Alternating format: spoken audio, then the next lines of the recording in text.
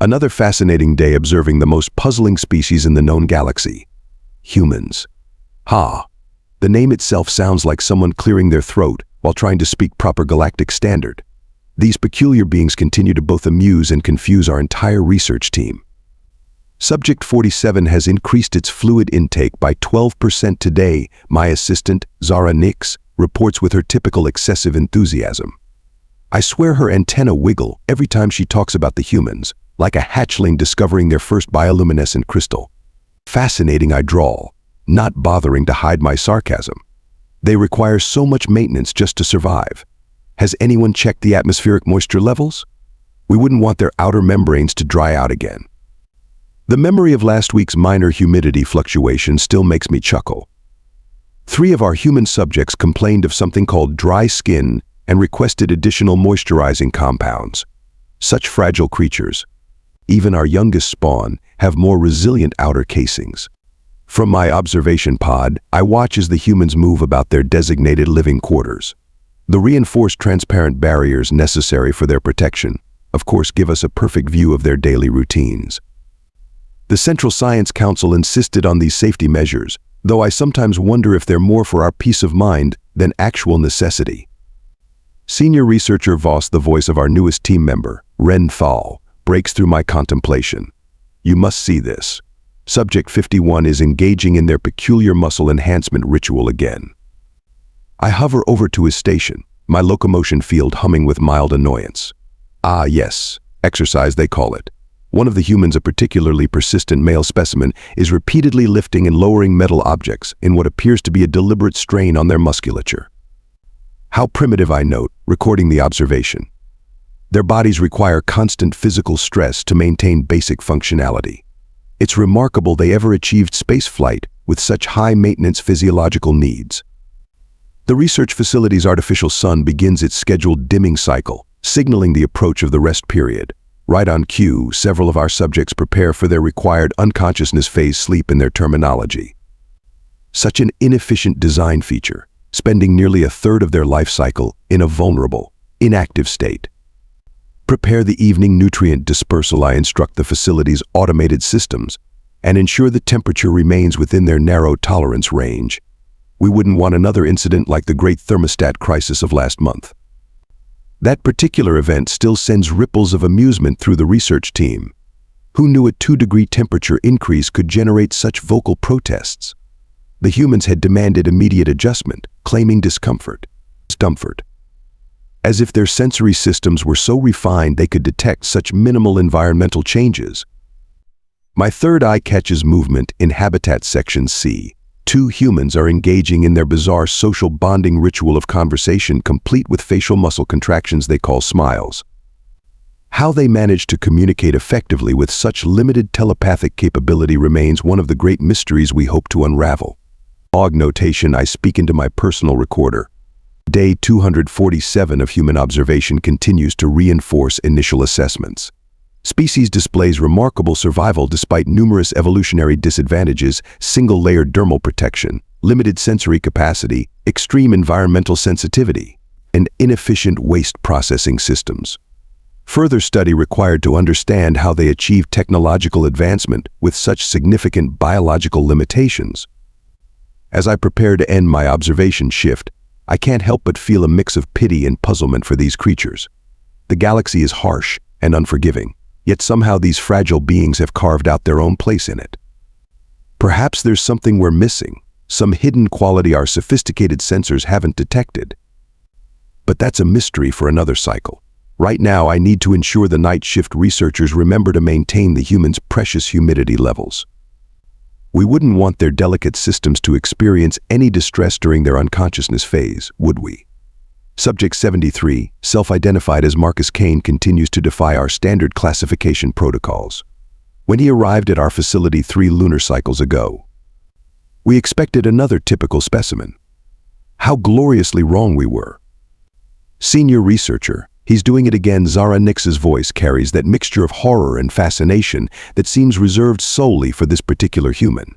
He's consuming the spiced nutrient packets, the ones marked as level 3 intensity. I rush to the observation window, all 3 of my eyes widening at the sight. Kane sits there, casually ingesting what our xenobiologists classified as a mild toxin, something the humans call ghost peppers. His face displays the standard signs of physical distress: increased skin temperature, elevated perspiration, yet he continues eating, even appearing to derive pleasure from the experience. Remarkable, I mutter, making rapid notes. The others of his species typically avoid these compounds. Perhaps this one's pain receptors are malfunctioning.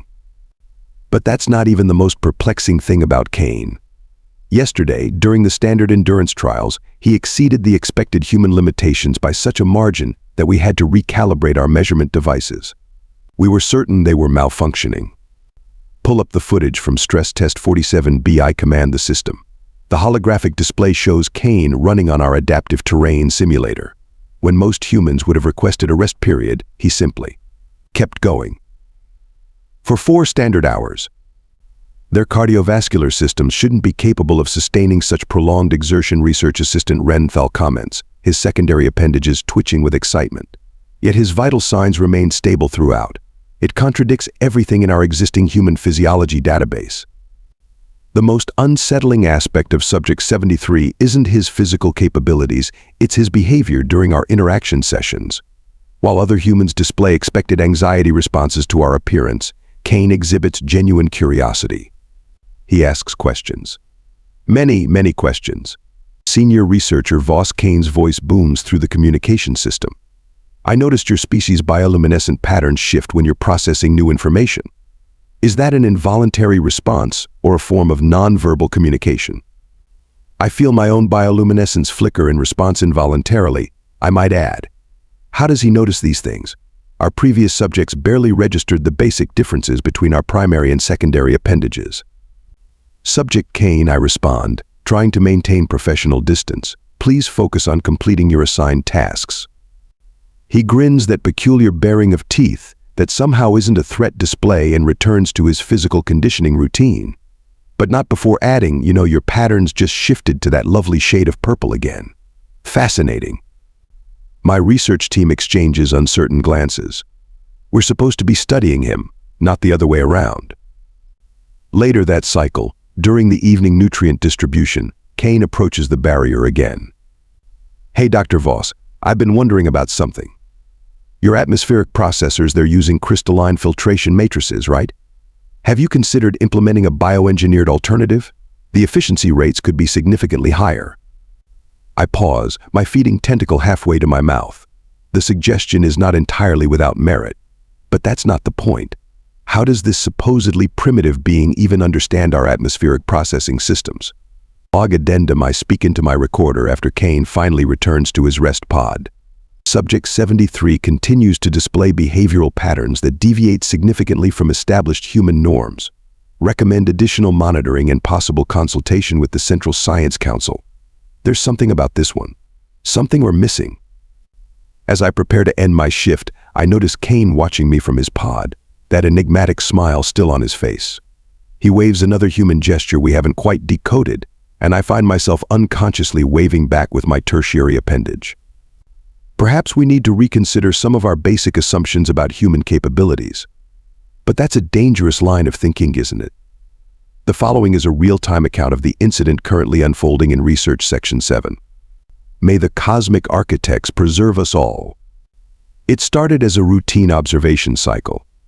The facility was operating at standard efficiency. All subjects were engaged in their scheduled activities, and my biggest concern was completing the quarterly report for the Central Science Council.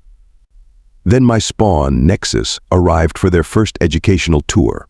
Parent creator Voss. Nexis burbled, their bioluminescent patterns glowing with excitement. The human specimens are so peculiar.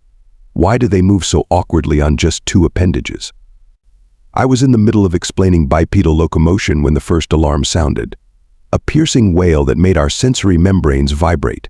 Warning lights bathed the facility in crimson pulses. Something had gone catastrophically wrong in the plasma containment section. Report, I demanded, all 3 eyes fixed on the emergency display. Zara Nix's voice crackled through the communication system, higher pitched than usual with panic. The experimental plasma drive in Lab 12 is experiencing a cascading failure. Containment fields are degrading at an exponential rate. The humans in their habitats noticed the commotion, Subject 73 Kane pressed against the observation barrier, his expression showing what we'd learned to recognize as concern. The other subjects retreated to their designated safety areas, following our carefully crafted protocols. Initiate emergency containment procedures, I ordered, trying to maintain calm. Begin facility-wide evacuation sequence. That's when everything went from bad to catastrophic. A secondary explosion rocked the research wing. The impact knocked me off my gravity stabilizers, sending me tumbling through the air. Warning klaxons screamed from every direction. Through the chaos, I heard the most terrifying sound imaginable: Nexis's distress call. My spawn had been thrown into the restricted access corridor, the one connecting the plasma research lab to the human observation area. The security barriers activated automatically, sealing off sections of the facility. Nexis was trapped. Parent creator, their bioluminescence, flickered weakly. The temperature, it's rising beyond my tolerance threshold. The situation's full horror hit me like a gravitational wave. The failing plasma drive was superheating the corridor. Emergency systems were offline. The heat would be lethal to our species in minutes. The security barriers, designed to protect the facility during catastrophic events, now prevented any rescue attempt. Renthal's voice cut through my panic. Senior researcher, the corridor temperature has exceeded 1,000 degrees Celsius. The structural integrity of the human containment barriers is compromising. Through my haze of fear, I noticed something strange. The humans were gathered at their barrier, pointing and making their verbal communication sounds with increased urgency. Kane stood at the front, pressing his primitive appendages against the transparent surface. The barrier between the human habitat and the corridor is failing, Zara reported, her antennae curled in distress. Heat damage is causing molecular breakdown in the containment field. I watched in horror as the barrier began to shimmer, its molecular bonds weakening under the extreme temperature. This was a disaster beyond measure. Not only was my spawn trapped, but now our human subjects would be exposed to lethal conditions. Their fragile forms wouldn't survive even brief contact with such extreme heat. Nexis, I called out helplessly, pressing against the security barrier separating us from the corridor. Conserve your energy. Emergency protocols will. I couldn't finish the sentence. The emergency protocols were useless. The rescue teams would never reach this section in time. The heat would claim my spawn long before help arrived. Through the observation window, I noticed strange activity in the human habitat. Kane was removing his outer protective layers, stripping down to his minimal coverings. Other humans were pouring their precious water supplies over him. What are they doing? Renthal asked, bewildered. Their behavior patterns don't match any emergency response protocols. Before anyone could respond, the human containment barrier failed completely. A wave of superheated air rushed into their habitat. This was it. We were about to witness the loss of multiple research subjects. But Kane didn't retreat from the breach. Instead, he did something so unexpected, so incomprehensible, that for a moment I thought my sensory organs were malfunctioning. He stepped forward. Into the corridor. Into the fire. By the cosmic architects, Zara whispered, her bioluminescence dimming in shock. He's going after Nexis. Emergency log continuation required. The corridor blazed like the surface of a dying star. Through waves of distorted air, I watched Subject Kane know, Marcus do the impossible. The human moved with purpose, his water-soaked body steaming in the inferno. His core temperature is rising beyond survivable parameters, Zara Nix screamed, her monitoring equipment flashing urgent warnings. Cellular breakdown should begin in approximately 20 seconds.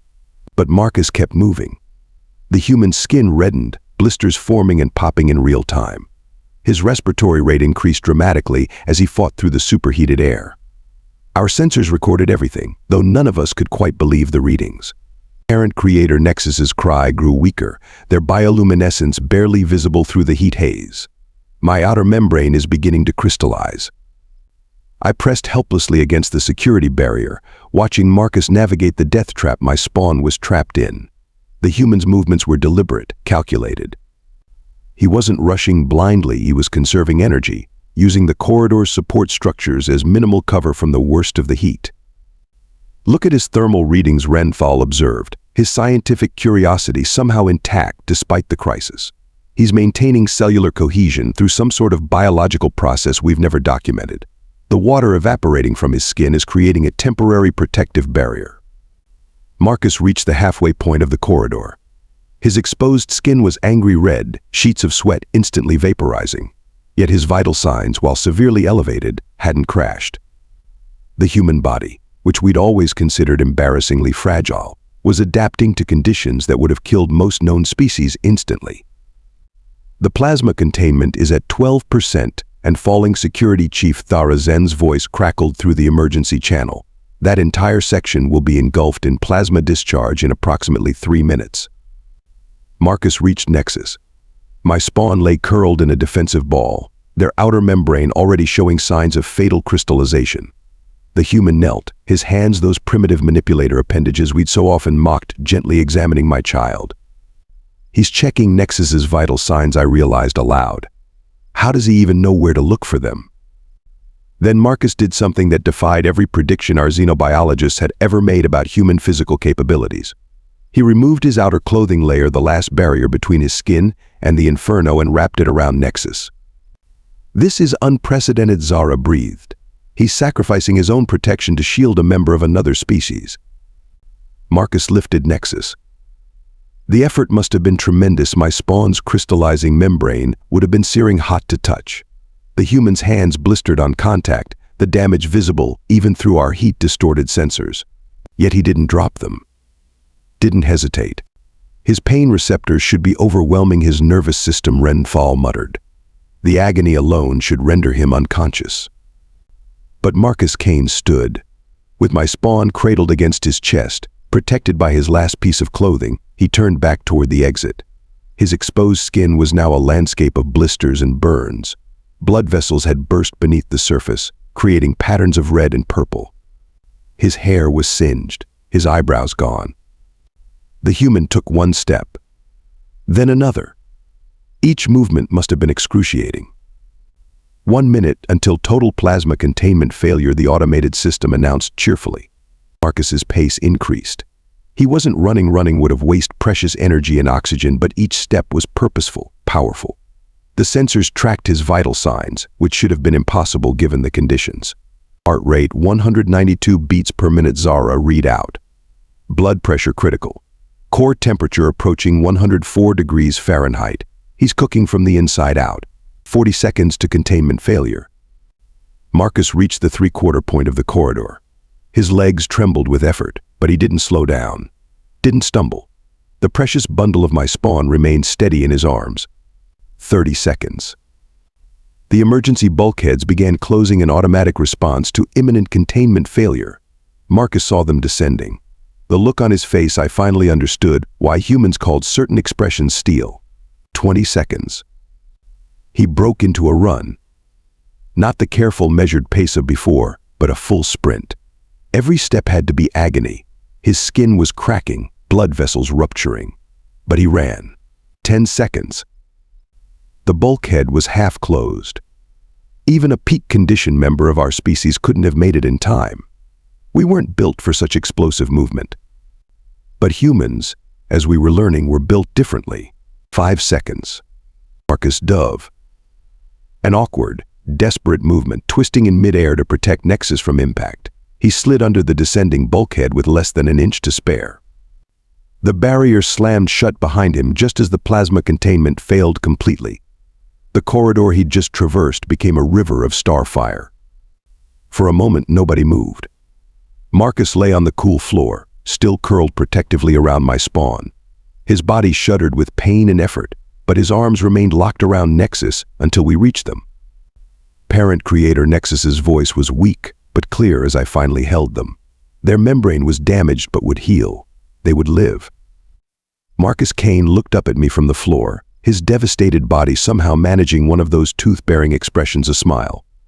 "Your kid," he gasped, each word clearly causing pain, "has your eyes, all 3 of them." Then he lost consciousness. As the medical team rushed in, I noticed something extraordinary. The other humans, watching from their habitat, weren't showing signs of surprise. Concern, yes, worry for their fellow humans' condition, but not surprise. They'd known. They'd all known he was capable of this, which made me wonder what else were these fragile beings capable of. Log addendum, I spoke quietly, watching the medical team work on Marcus's severely burned body. Request immediate revision of all standard data regarding human physical limitations, environmental tolerances, and behavioral parameters. Current assumptions are clearly inadequate. The last thing I saw before following the medical team was Ren Thal, already updating the research archives. The entry header read, Human Emergency Response Capabilities Theoretical Limits require complete RE-evaluation. 3 solar cycles have passed since the plasma containment incident. Subject 73 Marcus Kane lies in our medical bay, his body wrapped in regenerative field generators. Our entire understanding of human physiology is being rewritten with each passing moment. These readings can't be correct, Dr. Mira Vex, our chief medical officer, mutters while studying the tissue regeneration data. His cellular repair rate exceeds our models by 300%. The burn damage is healing. We gather around the medical bay's observation window, watching in fascination. The human's severely burned skin is gradually repairing itself. Not just scarring over, actually regenerating, without genetic modification or technological assistance. Naturally. Tell me again about their evolutionary history, Zara Nix demands, her antennae twitching with excitement. About their planet's fire usage. Renthal brings up the historical data. They mastered fire approximately 300,000 of their years ago, not just using it, controlling it, living with it. Their entire civilization is built on their ability to exist alongside plasma reactions we considered universally lethal. But the temperatures in that corridor, Zara protests. No evolutionary adaptation could. That's just it, I interrupt, the realization finally crystallizing in my mind. We've been looking at their adaptations all wrong. Their strength isn't in their ability to resist extreme conditions, it's in their ability to survive them.